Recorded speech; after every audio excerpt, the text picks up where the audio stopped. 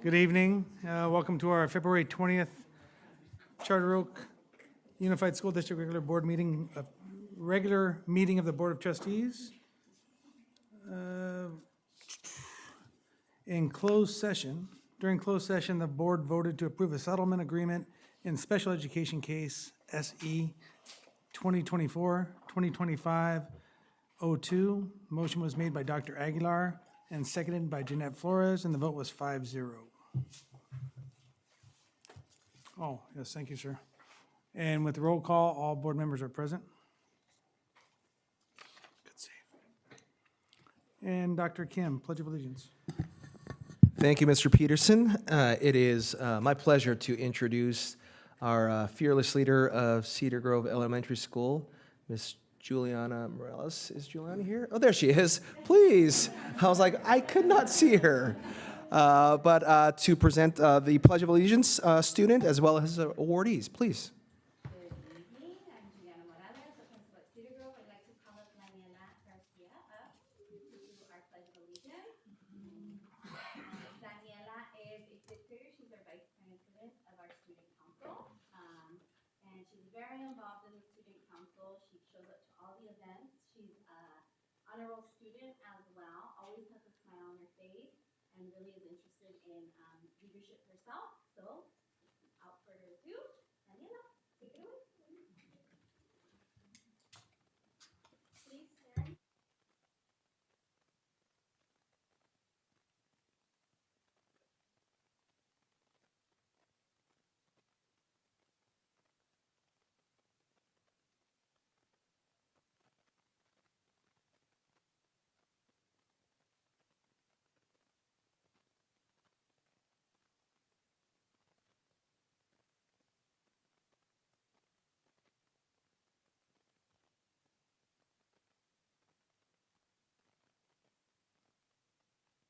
Our star student is not here this evening. Her name is Jada Morris. We called, but I don't know.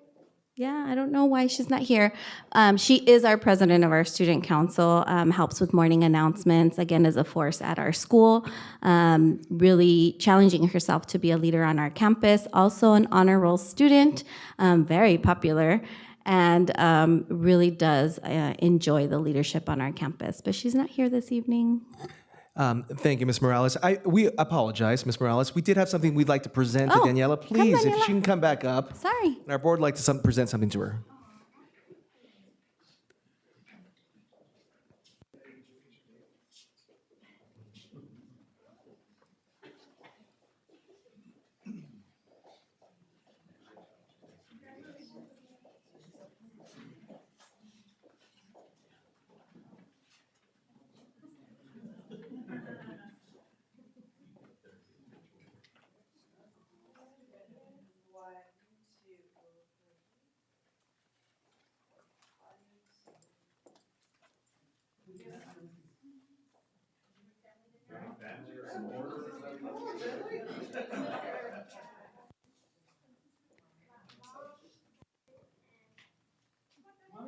Give your phone.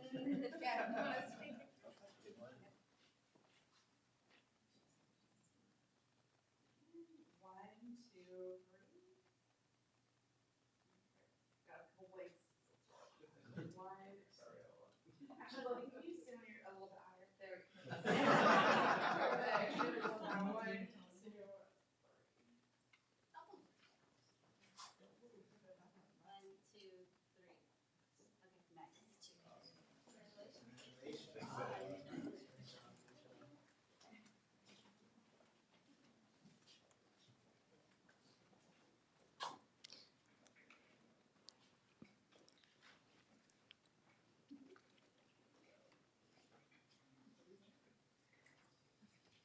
Okay, I already presented our star student who unfortunately isn't here this evening, but I'd like to now present our partner in education, Ms. Deborah Fillinger.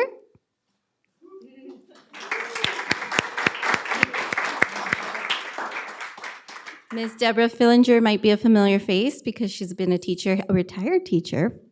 She was at Cedar Grove for 26 years in the same classroom in first grade. And she continues to give back to our school. She supports one of our newer teachers in her classroom who happened to have been her aide. And so in first grade as well. So she comes several times a week. She's her mentor as she's doing her induction. And she's really helped support our teacher, really building her up. So we really appreciate Ms. Villager being around to help our newer teachers so that we can retain them and have the best quality in our classroom. So thank you, Mrs. Villager. Thank you.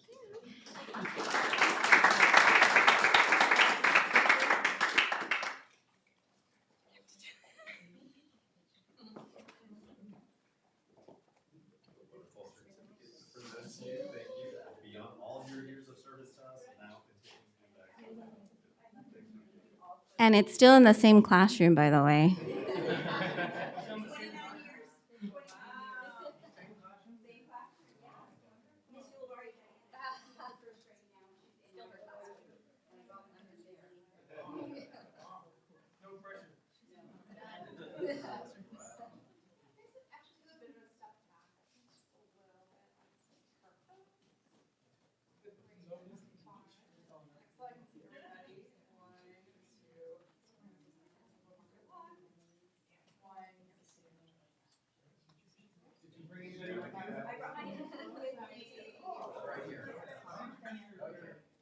Are you the count?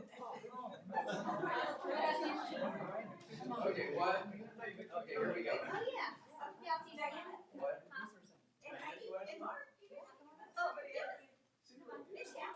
Sorry. You must. Your husband can sit down. Pictures, huh?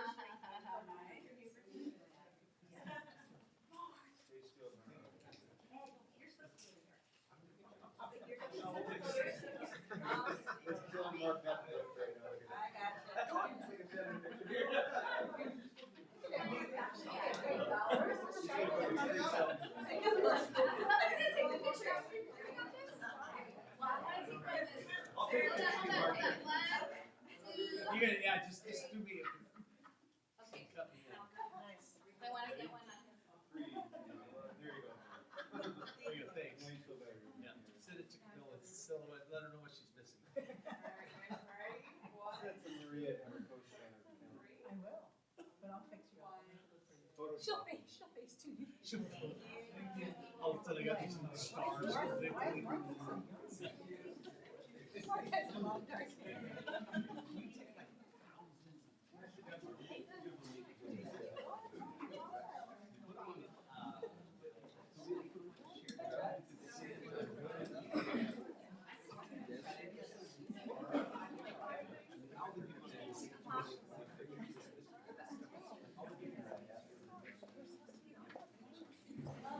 Okay, that'll take us to our student reports, and we'll start with Logan.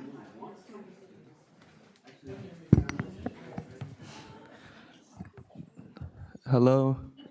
Good evening, Mr. President and members of the board. Here's my Arrow High School report. Sunflower Art Showcase. Sunflower Alternative School is hosting a art showcase on March 27th from 6 to 7:30 p.m. All of the Sunflower schools will be participating in this event. Oaknell Virtual Academy, Arrow High School, and Bridges students will be submitting art pieces in the following categories: 3D sketching, drawing, poetry, painting, canvas or paper, textile, mixed media, jewelry, digital art, watercolor, or artist dreams. All art pieces will be displayed and awarded. The awards will be given in each category, which includes gold, silver, bronze, and honorable mention awards. In addition, we will be awarding several students Best in Show awards. Everyone is invited to attend. Please come and see the art that will be showcased and how artistic and creative our students are.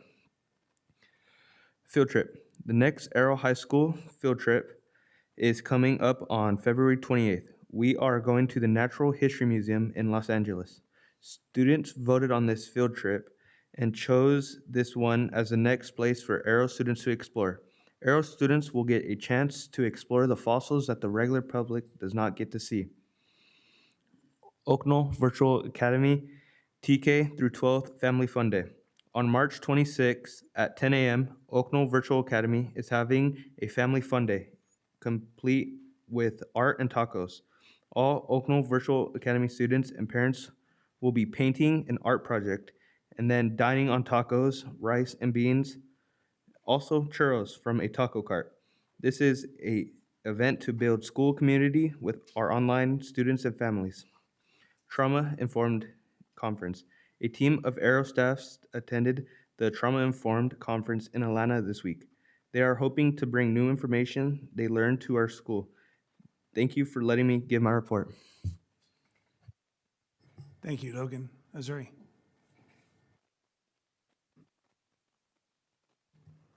Good evening, Mr. President Peterson and Board of Trustees, Dr. Kim, and the Executive Cabinet. Thank you for giving me the opportunity to share all the amazing things that are happening at CEO. Our City Hope blood drive was today, and several students generously gave their blood to help those in need.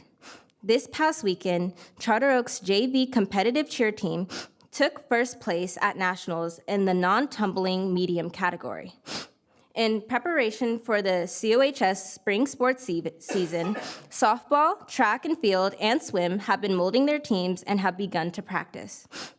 Girls basketball played in Division 5AA 2025 CIF playoffs, and girls soccer played at Division 6 CIF playoffs. This month, a student named Erin Rivera signed and committed to play collegiate football at Black Hills State in South Dakota. Sorry, I'm sneezing. And here is my winter sports update. Final winter sports update. Boys basketball was 4-20, and their league was 1-9.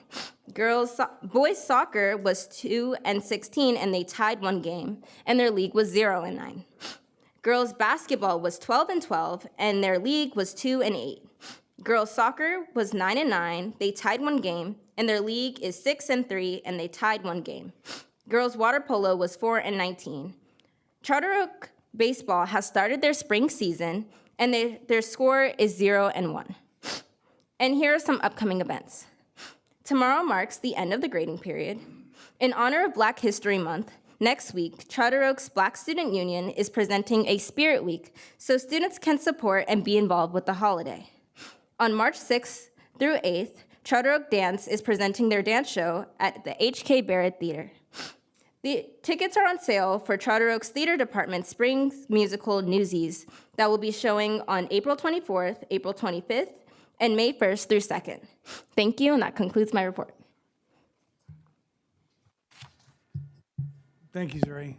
Now, last meeting, we asked you if you'd be willing to share an essay, a winning essay, that you wrote for the Sunrise Rotary of Covina. Is that true? Yeah, remember that?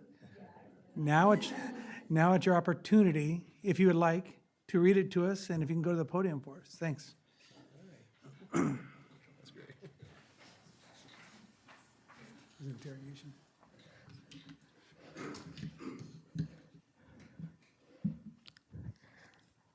Okay. Imagine you're trying to build a giant puzzle without having a picture on the box. That is what important decisions often feel like. We want to do the right thing, but sometimes we're not sure what that looks like. This is where the magic of Rotary comes in, and it might not be what you think it is. Let me clear up some misconceptions I had before I did my research. Like many of you, I honestly thought the Rotary Club was maybe a lunch club for retired business executives who write checks for good causes. But I couldn't have been more wrong. Rotary is a vibrant community from people of all walks of life: teachers, healthcare workers, young professionals, students, and yes, business executives too. They're not just check writers, they're hands-on change makers who roll up their sleeves and get things done. But here's what really blew my mind. At the heart of Rotary's magic is something called the four-way test. Think of it as a pair of special glasses that help you see the world differently. When you put these glasses on, you're asking yourself 4 simple questions before making any decision. First, is it the truth? Simple, right? But how often do we really stop and verify if what we're thinking or saying is completely true? Second, is it fair to all concerned? This isn't just about being fair to your friends. It's about considering everyone who might be affected by your decision. Third, will it bring goodwill and better friendships? This question recognized that relationships are the fabric of strong communities. Fourth, will it be beneficial to all concerned? This ensures that our actions create positive change, not just for some, but for everyone involved. Now, here's where it really gets interesting. I want you to imagine 2 versions of yourself. The first is what I call the solo navigator. This is the person many of us are today. Someone who is trying their best to make good choices, but is feeling uncertain and isolated. The solo navigator wants to make a difference, but often thinks, I'm just one person. How much of an impact can I really have? The second version is the ripple maker. This person has discovered something powerful. When you use the 4-way test, you're never really making decisions alone. You're a part of something bigger. Each choice you make creates ripples that touch others' lives in ways you might never see. Let me show you how this works in real life. Imagine you're dropping a stone in a still pond. The first ripple is small. Maybe it's choosing to tell the complete truth in a situation where a small lie could be easier. That's your first ripple. But then, something magical happens. People notice. They see how your truthfulness led to better outcomes. That's the second ripple. They begin not to trust just your actions, but your judgment. That's the third ripple. And before you know it, you've helped create a community where ethical decision-making is just how we do things here. This is what makes Rotary different from other service organizations. It's not just about doing good deeds.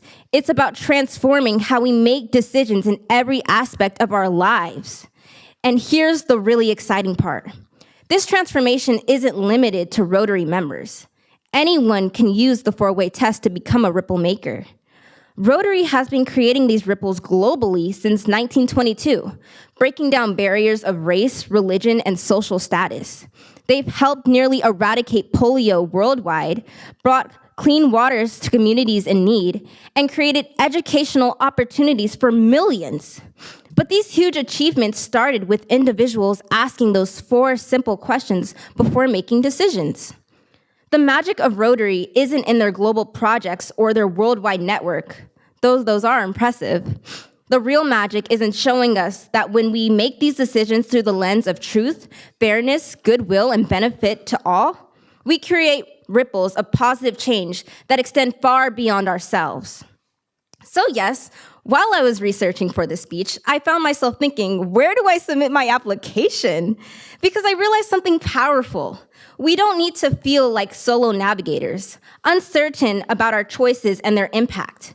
We can all become ripple makers, confident that our decisions, guided by these 4 simple questions, are creating waves of positive change in our communities and beyond. Whether you join the Rotary Club or not, I challenge you to try on these special glasses. Use the 4-way test in your decisions for just 1 week. Watch what happens. Because the real magic of Rotary Club isn't in what they do. It's in showing us what we all can become when we make decisions with purpose, integrity, and care for others. The world needs ripple makers. Will you be one of them? Thank you.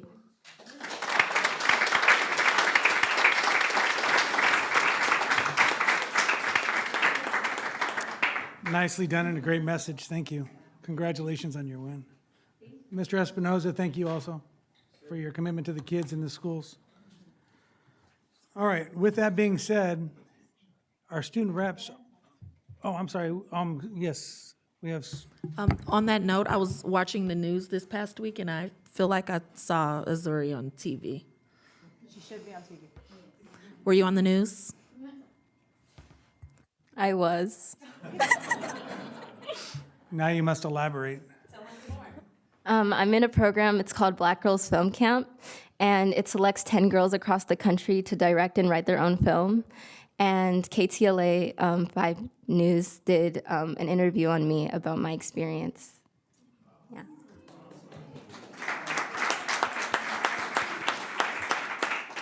And maybe at the next meeting, you can tell us about your experience. Yeah, and with that being said, if you two need to leave, you're more than welcome to leave, as well as those who were awarded some presentations earlier. Mr. Cook, you can go. Thank you for being here. Have a good night.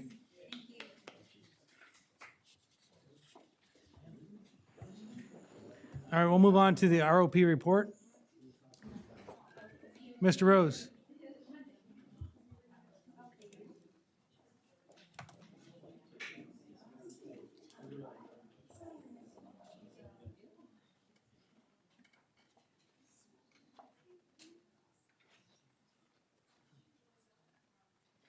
Thank you.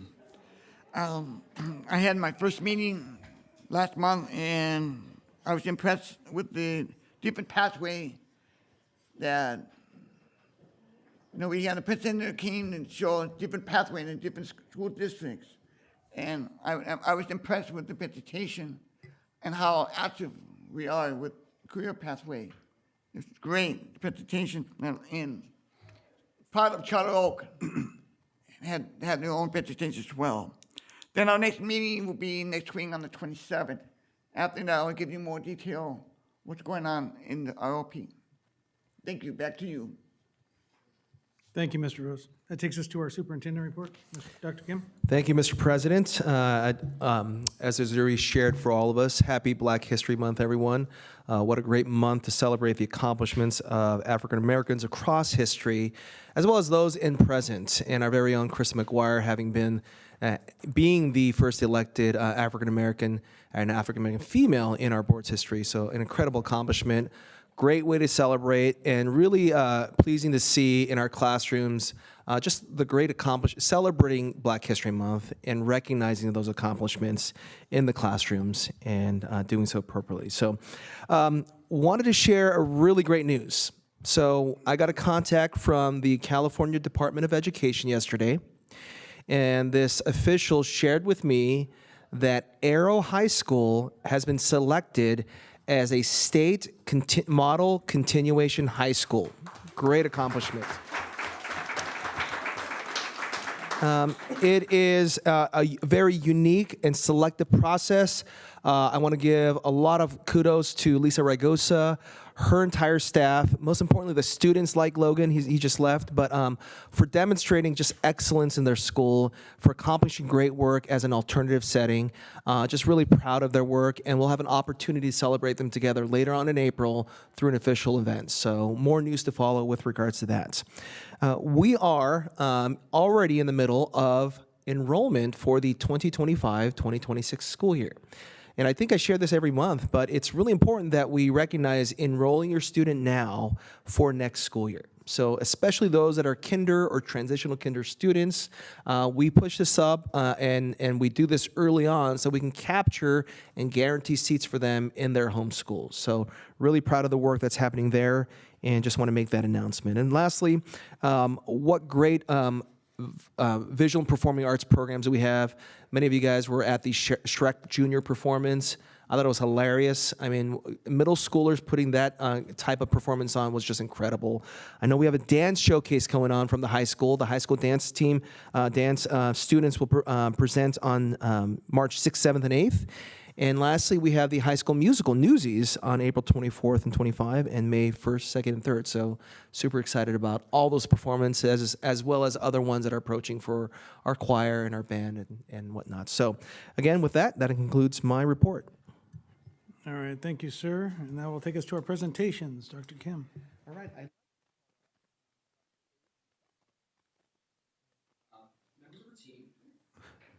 I'd like to call up Dr. Faisal Mustafa, members of our team, to provide for us our annual update to this board on where we're at with the local control and accountability plan. The state calls this the mid-year update. This is required by the state, and it provides us a briefing on a couple things. It provides us a reminder about our goals, as well as an update on where we are with as it relates to expenditures on those goals and steps moving forward. So with that, I'm going to turn it over to Dr. Mustafa. Thank you, Dr. Kim. Dr. Ivan Iro, Director of Adult Ed and CTE, will be presenting with me. Just as a reminder, our LCAP was approved by you, the board, last June. It is a 3-year plan, and this is just simply a mid-year review, and we do this every year. So I'm going to go through and kind of remind us what we're going to do just through this presentation. Really, the purpose of our mid-year review is to assess our progress toward the goals outlined in each of our local control accountability plan, the LCAP. It's to evaluate our effectiveness of the implemented strategies. It's to ensure our resources are being used and make adjustments as needed. We're going to review our 4 LCAP goals, and within each goal, we're going to review the summary of action items, the expenditures, the budget, our metrics, as well as the money spent, our budget. Now, the way our data is looked at is a little tricky, so I'm going to kind of remind us of how we're going to look at our data through our mid-year review. Our baseline data that's in our LCAP is from our California dashboard of the school year 22-23. That is our baseline data. That's what we started with. Year 1 data that we're looking at this year is the California dashboard from 23-24 school year, in addition to some internal data. Okay, so our baseline data is from 22-23. This year's current data is from last year, school year 23-24 California dashboard, in addition to some internal data. And the expenditure data that we're looking at is monies from July 1st of this year through December 31st of what was spent, okay? Okay, so goal 1 is our college and career readiness. At our schools, we are committed to expanding college and career opportunities for all of our students by ensuring high-quality teachers, top-notch instructional materials, supportive learning environments, and a broad course of study. We're setting students up for success both in the classroom and beyond. Here in Charter Oak, we're dedicated to providing exceptional experiences by focusing on several key actions in Goal 1.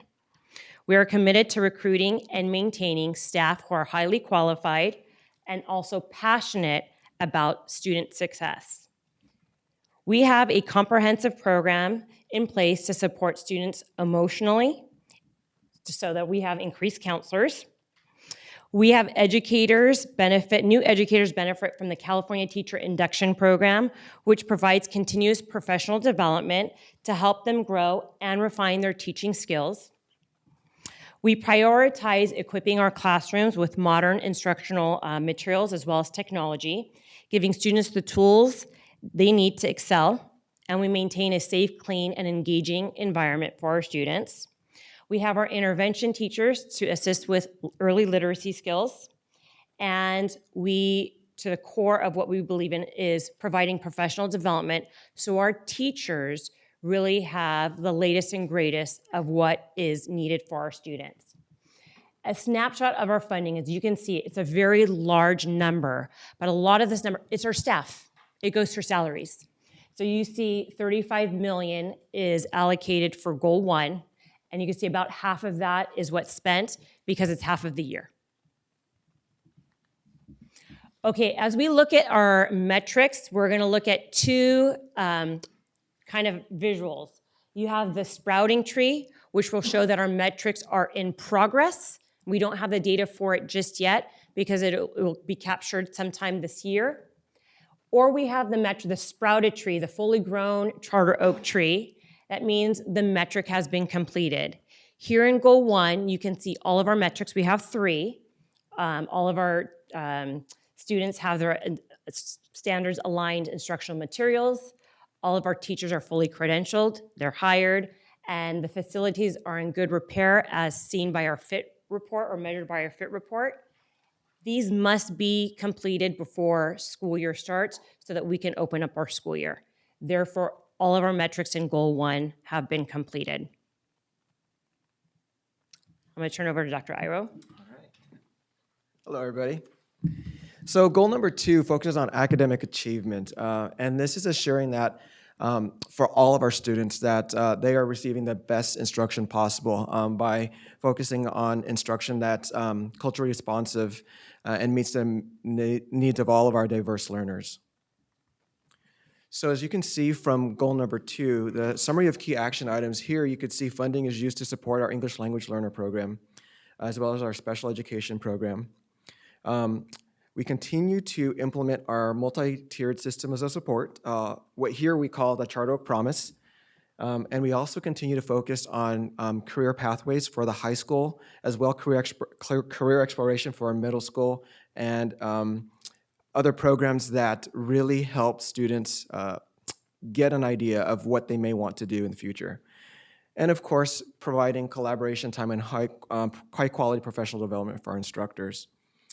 So as a snapshot up to date, you could see that 18.1 million dollars were allotted here for this funds, of which to date, we currently have about 4.3 expended. Now, something to note here is that we have a lot of encumbrances in here, and that's because we do have some contracted services that are not paid yet, as well as some salaries that are encumbered, but won't show until towards the end of the year as spent, if that makes any sense, especially when you look at some contracted services that we have out there. We don't pay those out until the end of the school year, typically. So we do anticipate this number to increase as we get closer to the end of the school year. Our metrics for goal 2, you could see that a few of them are in progress, including our AP and IB passing rates, our CTE pathway completion rates, our adopted course of study, which is an internal measurement, and as well as our local metric as addressing state standards. On the right, though, you can see a lot of them are completed. Our high school graduation rates, college and career indicator, our progress for our English language learners. I'm not going to name all of them, but you could see them all there. And the reason why is, as Dr. Mostafa has mentioned, is because they are on our California school dashboard. So they are last year's results, the 24 last year. So if you were to go to the dashboard, you'll be able to see them there. And that's why we consider those completed, because we are 1 year behind when we're reporting this on the LCAP. Goal number 3 focuses on positive climates. This is making sure that all of our students feel safe and supported in the classroom and outside of the classroom. So you could see here that we also focus on making sure that our students and our parents are both engaged in the educational process, and that all their physical and emotional needs are met. Summary of key action items. So here are the focuses of goal number 3. We continue to have social emotional learning supports. That's as proven by the supports that we have given to the school sites in the forms of behavioral intervention aids and other new supported staff that have been added last year. We do our parent and community partnerships that we have. Big focus here, of course, is on our extracurricular that we offer to our students, our athletic programs, our visual and performing arts programs, and of course, AVID is in here. And of course, the big one, ensuring school safety, so that way our staff and our students feel safe at all times. You can see here that we have about $3.7 million that have been allocated to this fund, of which about 1.2 have been expended thus far. You can see our metrics in goal 3. The only 3 that are currently in progress, and that's because we haven't captured the data yet, is our surveys, our student, parent, and our staff surveys, which we will do in April. The completed ones, once again, are our data that we can find on the California dashboard, our attendance rates, chronic absenteeism, CTE participation rates, dropout rates, and suspension and expulsion rates. This last goal, goal number 4, is new to us. So this goal focuses on the equity multiplier funds that were allocated to Arrow and Bridges schools to provide additional supports for unduplicated students populations, including our socially economically disadvantaged students. The primary focus of this goal is to decrease suspension rates for those campuses and increase graduation rates, and also to target specific subgroups as identified by our California School Dashboard data. So using the funds for the equity multiplier, some of the things that we've been focusing on at Arrow and Bridges is to continue to provide ongoing professional development for the teachers on that campus. We have increased online accessibility to online instruction for our students at Arrow Highway by providing APEX, a credit recovery system. They have additional targeted interventions in the form of a math and a science and English classes that are additional to their regular classes to increase credit recovery for those subject matters. Increased community engagement. What that actually looks like is we are focusing on chronic absenteeism at that school site because that's one area of need. And so utilizing Justice for Youth, we have targeted students who aren't showing up to campus and going to their homes and meeting with the parents to try to entice them, as Lisa would say, to come back to school. And that's proven successful with some of the programs that Lisa has been able to put on that campus. And of course, continue to provide supplemental supports and materials for the classroom. So the Arrow High School and Bridges Community Day School received $191,000, which were budgeted this past year, and you could see we're about halfway through in spending those funds at $119,000 right now. As far as the metrics, once again, the only one that's currently in progress is the parent survey, which we will give in April. But all the others are completed, so our attendance rate, the CAP scores, which are English and language arts scores for that school site, the graduation rate, chronic absenteeism, and the suspension rates. And that concludes where we are at the midterm of the LCAP. So do you have any questions for us? Great, thank you very much for your presentation. Appreciate that. I did have a few questions. Looking at the metrics for Goal 2 and mentioning how some still in progress, such as CTE pathway completion rate, AP and IB passing rates. I was wondering if you could give us kind of an idea of what kind of the target rates are that we are anticipating or looking forward to. So give me 1 second as we can tell you what our baseline targets were and where we want to be in 3 years based on, here we go.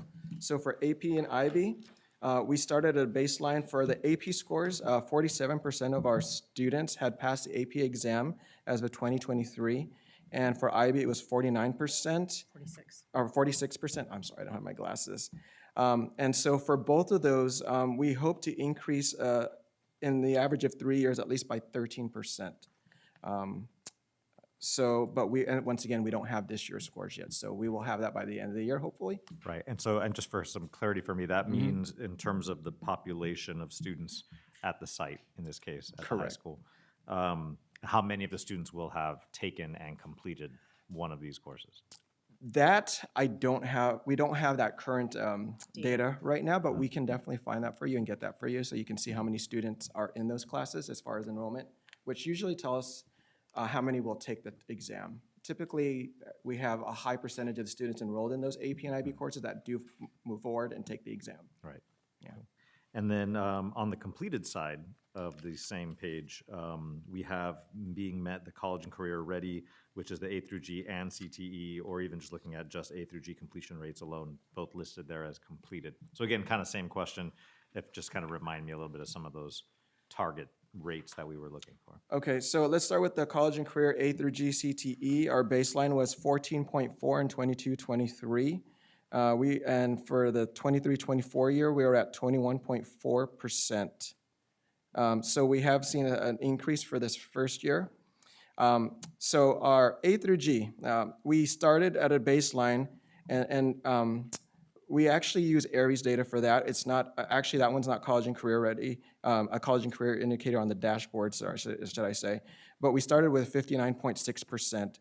And actually right now, because of the fact that it is we're in this year, I don't have that currently with me right now, but that's what our baseline was though, so. But our goal at the end of the 3 year is to be a completion rate of 75%. That's what we're hoping for. Great, wonderful. And then in Goal 3, looking at positive climates, we talk about a lot of the actions around social emotional learning supports, increasing opportunities and offerings of extracurriculars, athletic, VAPA.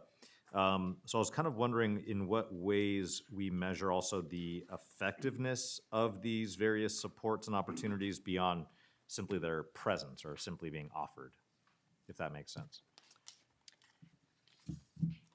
The way we have it written in the LCAP is by attendance, attendance rates, their surveys, if they participate, if they show up for school, how they feel connected to school. So it's based on those metrics is how we identify and measure. Okay, and the surveys that we have listed there that will be upcoming, those surveys are produced here within the district by our staff that draft that Correct. We vet specific that out. to our offerings. That's correct. Thank you. And in June, we will do the year, at the end of the year, LCAP. Perfect. Ms. Flores? So I just wanted to call something out on the LCAP Goal 3 under positive climates. I just want to add the Wellness Center, which thanks to Mr. Dalt has been a huge success, and I've heard rave reviews from students. So I think that's great that we're able to offer that sanctuary for our students. So I just wanted to call that out and recognize that as well. And also on the equity multiplier for the key actions, enhancing accessibility to online instruction, was this something that the students said they needed more online instruction? Or how did you come up with that? I believe what Ms. Regosa was trying to do in that campus is making sure that students had the opportunity at all times of the day to try to recover as much credit as possible. Because in the end goal, they want to make sure that they either graduate from them or they're able to transfer them back to the high school to graduate from there. So I believe when she put that goal in, it's to really provide that for Arrow students, which wasn't an opportunity before. So it's almost like that catch-all where if a student, like there's a period where no matter what subject you need, there's a software that they can go into called Apex that they can try to recover as much credit as possible in that subject matter. Great, thank you. Go ahead, ma'am. Also on the equity multiplier, I know we're in, halfway through year 1? Are we trending to decrease the suspension rates of the Latino students? And how are we looking at credit recovery toward graduation? As far as the credit recovery for graduation, I can't, I would assume Lisa is going to say that they're on track and that the students are doing well, but we won't have an accurate idea probably until closer to the end of the third quarter per se, before we get to the final quarter, before final grades. But I know that all these supports that she put in place last year, which of course also helped with the model continuation school visit that we got, because they said that the supports we have for this campus is tremendous and amazing compared to some of the other schools that they've visited in the past. So that was a great news and kudos for our district and for Lisa, Ms. Regosa. But as far as suspension rates, I know that so the baseline that we have here for Arrow was 26.7% for all students and 29.3% as of... For Hispanic students. For Hispanic students, sorry. So the goal for the outcome was to decrease for our Hispanic students by a full %.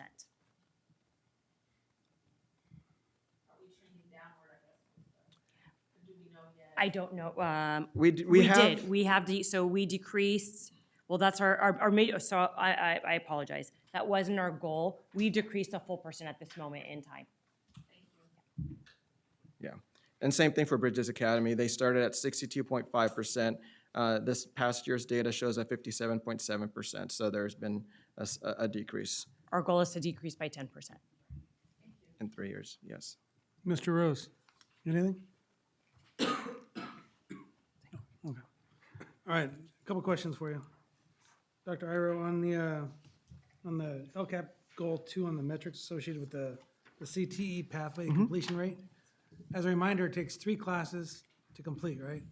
It depends on how long the pathway is. If it's a 2-year pathway, as soon as they finish both classes, the first and second year, they would be counted as a completer at the end of the second year. So if it's a 3-year program, then all 3, correct. Okay, is there a capstone for all of them? Yes, so if it's a 2-year program, it's a concentrator, then a capstone for the second year. And if it's a 3-year program, it's an intro, concentrator, then capstone. And we have how many pathways? Right now, we have culinary, we have graphic arts, we've got engineering, we have a biomed, we have sports medicine, and we have business, our beta program at the high school. And the goal is to get all of our kids through one of those pathways. One of those That's the 6 goal. pathways. Yeah. That's the goal, correct. Correct. Are all of them A through G? I would, if I'm not mistaken, I believe all of the courses, because some of those are ROP courses, are A through G now. So they do at least get the G elective, correct? Okay, excellent, all right. Yes, and we actually have some that are articulated already with Mount San Antonio College. Of course, we have one class that's dually enrolled, and we're looking at adding some more in the future of dual enrollment. So, you know, we're trying to do some great things with that, so that way those students get those college credits already while they're in those pathways. Yes, sir. Great option for these kids. I appreciate all the work. Thank you. All right, thank you for your presentation. And that will take us on to public comments, and we have a card, Mr. Polson.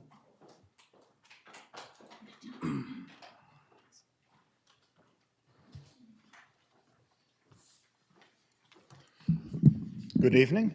Neil Polson, he, him. Once again to hear talk about the hate church you guys are allowing down at Charter Oak. First, to kick it off, I do need to remind you that it is a hate church. They are very clear about the LGBTQ stances they take on their website and in their sermons, and so are not open to all and are not required to be rented to. But assuming you are renting to them, they are, of course, required to pay that public rate. As a nonprofit, they're even getting an at-cost rate. And so I've been inquiring about, you know, the times they've been spending their Saturday without appearing to be paying. They did come back finally with a public information response about some of those details. And it looks like they're paying as small as 2 hours on Saturday to set up, to put up posters, to really make the room inappropriate for any other use, and then keeping that all day. The multi-purpose room is the only room they're actually renting for those few hours on Saturday. The classrooms that they're putting up large God loves you banners and things like that aren't being paid for at all on Saturday when they're being opened, when they're being decorated, when they're not being available for use. And even if they were paying for those 2 hours, the reality is that decoration and that customization means that it's not available for anyone else the entire day, and they should be paying for all of that time. The documents provided in the information requests show that it's basically on an honor system on Saturdays and how late they stay, that they're reporting at face value what they can, or how long they're there, and about responses to complaints. You know, so they're replying back to complaints at face value, things like there's too many fire exits. We went ahead and blocked some, there's not a problem. We kept 2 open. Or there's too many fire alarms, you know, there's no need to go ahead and make those available, or that we put up signage at the AEDs behind a curtain. I had photos from after that email that showed that those things are not the case, and there's no actual enforcement or checking in on these things. They're just replying. And so this also comes when my complaint was just straightforwarded. Now, I'm here, I identified myself, I've shown up there, but including my contact information I provided to this board, directly to them and saying, hey, these complaints are from Neil, making it clear that the district doesn't care about them, but it's Neil making this trouble, and here's his contact information, has resulted in large upticks in spam and harassment calls over the last 2 weeks as well. And I don't think it would be appropriate. Of course, again, I identified myself, that's not the case, but doxing my information that way to the group and making it clear that I'm their problem has only resulted in more issues. You are providing effectively subsidies by allowing them to rent at less than hours that being used. And so I ask you to go back, charge them for what's being used, and for people who may want to use that inclusive group or multi-purpose rooms or classroom Saturday night, I offer to sponsor you to just show that it's not the case that's available to the public at this time. Thank you, sir. That will take us to a discussion on board policy revision, first reading.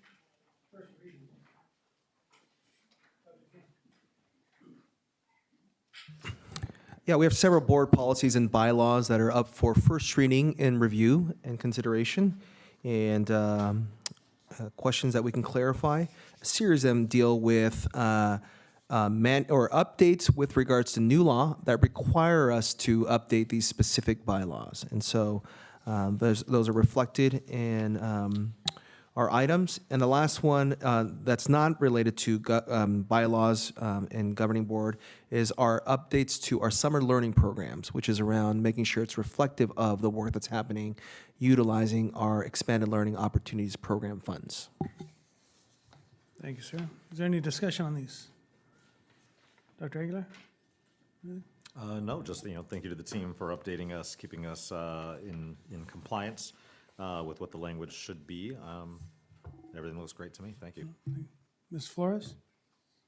Ms. McGuire? Mr. Rose? You're good? All right, thank you. That'll take us to action items. 15A1, Comprehensive Safety School Plan. Can I get a motion to bring that forward? I'll make a motion. Can I get a second? Second? Any discussion on this item?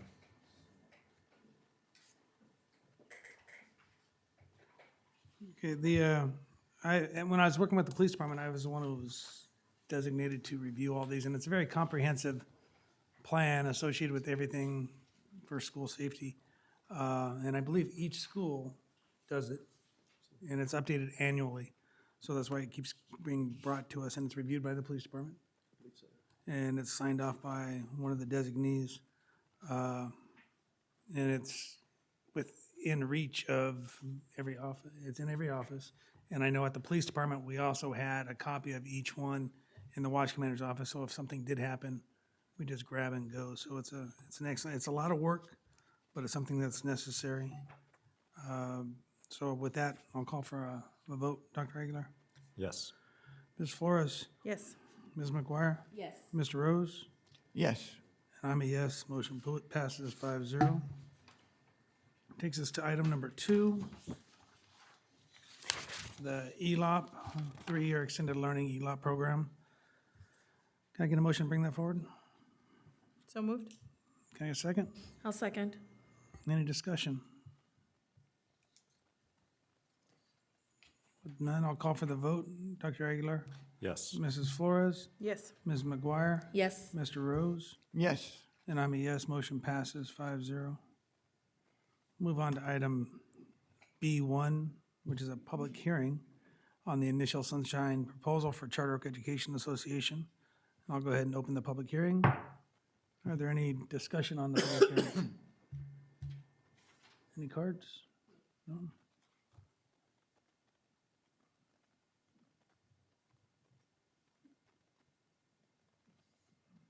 Dun, dun, dun. We needed that little. All right, with that being said, I'll go ahead and close the public hearing.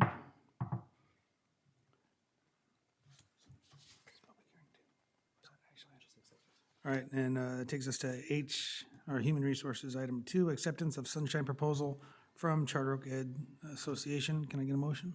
I'll move. Can I get a second? I'll second. Any discussion? Okay, I'll call for the vote. Dr. Aguilar? Yes. Mrs. Flores? Yes. Ms. McGuire? Yes. Mr. Rose? Yes. And I'm a yes. Motion passes 5-0. We'll move to item C, Superintendent 1, revision to Resolution 172324, certification of signatures. It's something else that's done yearly. Can I get a motion to bring that forward? I'll make the motion. Dr. Aguilar, second? I'll second. Mrs. McGuire, any discussion? I'll call for the vote. Dr. Aguilar? Yes. Mrs. Flores? Yes. Mrs. McGuire? Yes. Mr. Rose? Yes. I'm also a yes. Motion passes 5-0. And we'll move on to item C2, CSBA Delegate Assembly Election. Dr. Kim, can you give us a little bit on this? The CSB Delegate Assembly is a person that represents this region in with regards to CSBA. They work with local districts and county office of ed, and they make sure that this region and the association reflects the interests of school districts across the state. So I believe the candidate that is being brought forth is a trustee from West Covina Unified, Eileen. I'm sorry, Miss. Eileen Jimenez. Can I get a motion to bring that forward, please? So moved? Second? I'll second. Any discussion? Okay, I'll go ahead and call for the vote. Dr. Aguilar? Yes. Mrs. Flores? Yes. Ms. McGuire? Yes. Mr. Rose? Yes. And I'm a yes. Motion passes 5-0. I'll take us to the consent calendar. Anybody want anything pulled? Yes, I'd like to pull 16A1 and 2.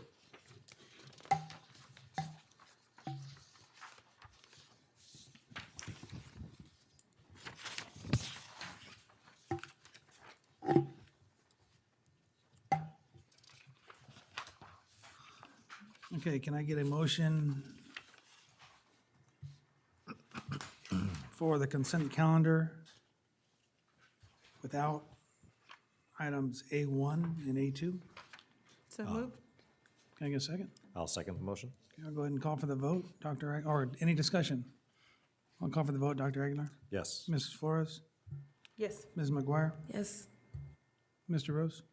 Yes. And I'm a yes. Motion passes 5-0. I'll go ahead and consent item A1. Get a motion, bring that forward, I'll make the motion. and I'll second it. Any discussion? I will be abstaining from this, voting on this item. Okay. I'll go ahead and call for the vote. Dr. Aguilar? Yes. Mrs. Flores? Abstain? Ms. McGuire? Yes. Mr. Rose? Yes. And I'm a yes. Motion passes 4-0 with one abstention. And that brings us to item 2. Can I get a motion, bring that forward, please? I'll make the motion. I'll second. Okay, and any discussion? I'll call for the vote. Dr. Aguilar? Yes. Mrs. Flores? Abstain? Ms. McGuire? Yes. Mr. Rose? Yes. And I'm a yes. Motion passes 4-0 with one abstention.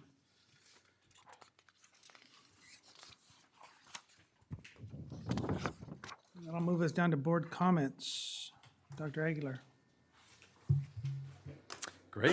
Thank you. Thank you very much, Mr. Peterson. Just want to begin by congratulating all of our wonderful athletes. We heard our updates today, and they've been having some major accomplishments there, especially in the fields of wrestling and in cheer. So that's been really wonderful to see all the updates coming through social media. It really makes us all very proud. Also proud of all the students that were able to donate blood for the City of Hope Blood Drive. That's a cause that's near and dear to my heart. I try to make the time where I can to donate as much as possible. Usually platelets is kind of what I choose to do, but anything anyone's able to give, then that's always great. Congratulations to Arrow High School, model continuation school. That's incredible. Recognition from the California Department of Education. Fantastic. I can't wait to get over there and celebrate with everybody. I heard they're doing that taco night soon, so I think that'll be fun to try to make an appearance at. Will be great. And looking forward to seeing them head off and continue their education at the Natural History Museum. That should be really cool. And then just a big shout out to all the VAPA programs. We mentioned in Dr. Kim's report some of the amazing upcoming shows, such as the dance show and Newsies. And I believe also our choir and band will be performing at Disneyland in a couple of weeks in March. Yeah, that's always a fun time too. I think it's a weekday, so most of us will probably be working or in school. So, but if anyone happens to be off, then take a look out on the calendar, and that would be pretty cool. So, great. With that, thank you, Mr. Peterson. Mrs. Flores? Happy Black History Month, and I'd like to congratulate my amazing colleague, Kristen McGuire, who is also first African-American woman to serve on our board. Congratulations, and thank you for being a great role model. And I also want to acknowledge Zuri, who has had a phenomenal speech and also is a great leader in our community. So thank you both. And thank you to our awesome teachers that are here. The LCAP, the ELOP, nothing happens without all of you, so thank you for being here this evening. And we also have a student here from Badillo. Shout out to Badillo. So thank you for staying. I know you probably need extra credit. No, I'm just kidding. But thank you for thank you for staying. And you've been a student since kinder, So just another great example. I know you're very active in school activities and golf. So thank you for being here. The lone student here tonight. So just wanted to acknowledge you. Thank you. Shrek Jr. was phenomenal. Always an amazing show.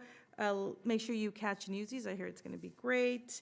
Congrats to our JV cheer team that won nationals. So kudos to them. Yes, and congratulations to Arrow as well. So thank you all, and let's have a great, is it spring yet? A great almost spring. Thank you. Ms. McGuire? Hello, good evening, everyone. My comments are going to be a little lengthy tonight because it's my month. So first, I want to congratulate all the ripple makers of our own district, including Daniela, who did our Pledge of Allegiance, Azuri, and Logan, who demonstrate leadership right here in our school district. And I thought that speech was so timely because they are actually demonstrating what she's talking about. And then, of course, happy Black History Month.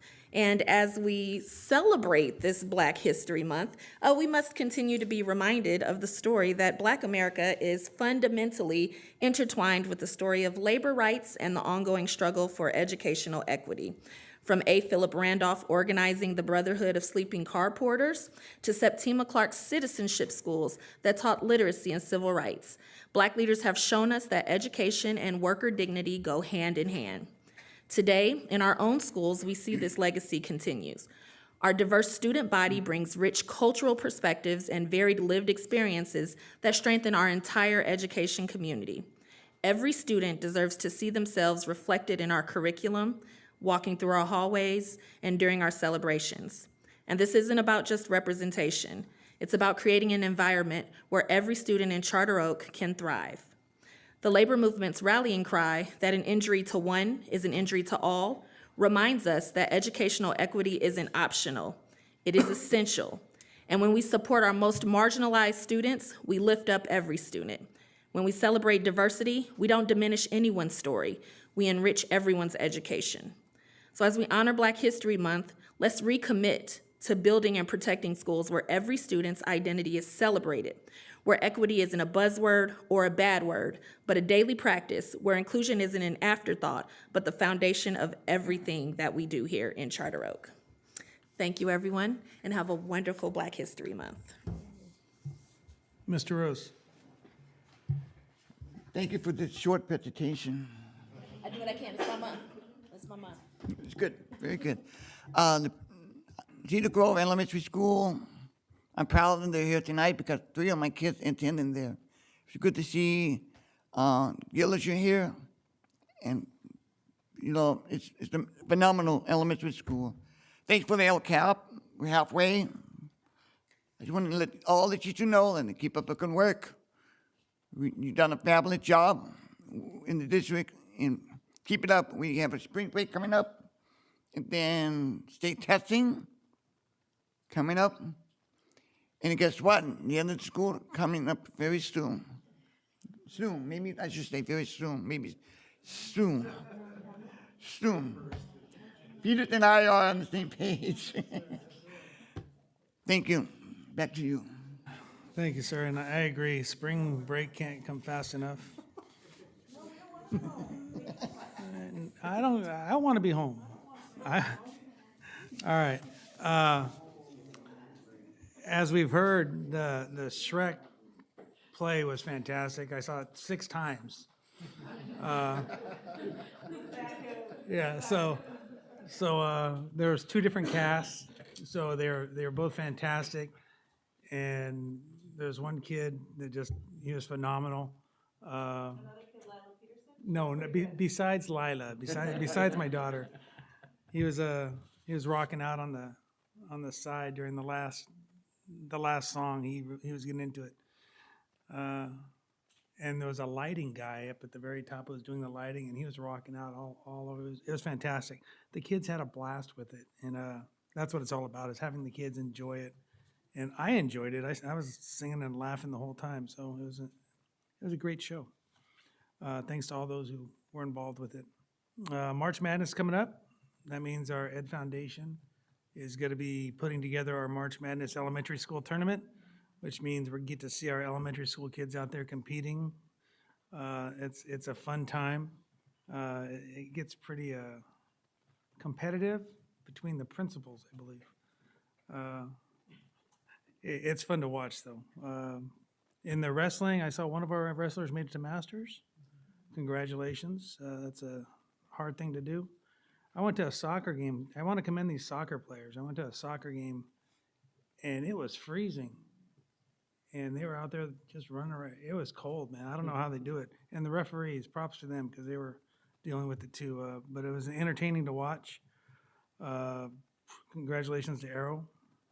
And Dr. Kim and your team. Congratulations on getting that through.